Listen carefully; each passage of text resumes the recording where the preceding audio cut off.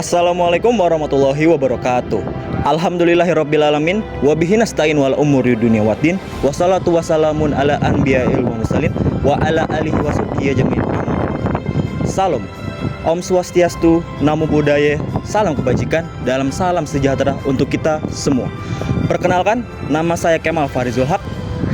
Nama saya Akdan. Saya Nazo Yunisa. Saya Gilang Gunawan. Saya Iqbal.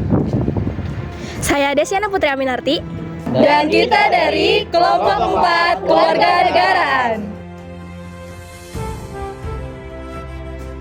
Ya, tujuan dari mempelajari kewarganegaraan ini adalah agar mahasiswa dapat memahami dan melaksanakan hak dan kewajibannya sebagai warga negara yang santun, jujur, dan amanah di negeri ini.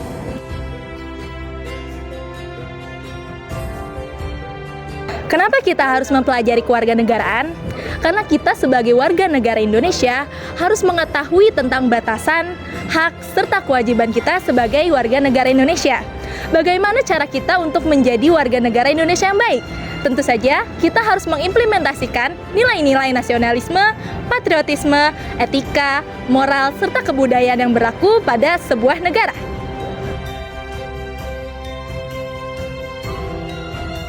Jenis-jenis kewarganegaraan.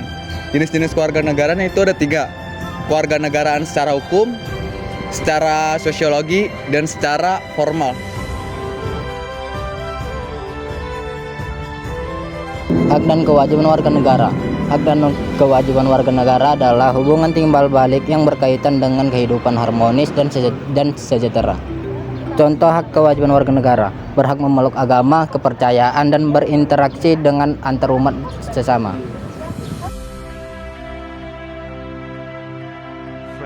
Syarat menjadi WNI berdasarkan pasal 9 UU Kewarganegaraan. Syarat WNI menjadi WNI adalah sebagai berikut. Yang pertama, telah berusia 18 tahun atau sudah kawin. Yang kedua, pada waktu mengajukan permohonan sudah bertempat tinggal di wilayah negara Indonesia. Yang ketiga, paling singkat 5 tahun berturut-turut. Yang keempat, paling singkat 10 tahun tidak berturut-turut. Yang kelima, sehat jasmani dan rohani. Yang keenam, dapat berbahasa Indonesia dan mengakui Pancasila dan Undang-Undang Dasar tahun 1945.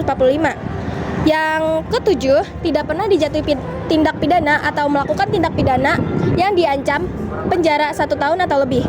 Yang kedelapan, tidak berkewarganegaraan ganda. Yang kesembilan, mempunyai pekerjaan atau berpenghasilan tetap.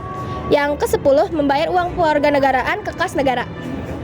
Syarat kehilangan status WNI sebagai WNI adalah diantaranya sebagai berikut. Yang pertama, ketika memperoleh kewarganegaraan lain atas kemauannya sendiri. Dan yang kedua adalah ketika turut serta dalam pemilihan sesuatu yang bersifat ketatanegaraan untuk suatu negara asing.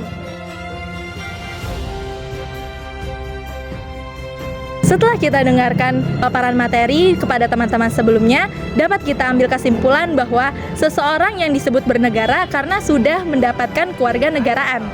Memahami topik ini mengajarkan kita bahwa pentingnya sikap patriotisme serta cinta tanah air. Dan memahami topik ini mengantarkan kita kepada pandangan bahwa kita harus menjadi masyarakat yang harus aktif, demokratif, serta membela negara kita, NKRI, sampai mati.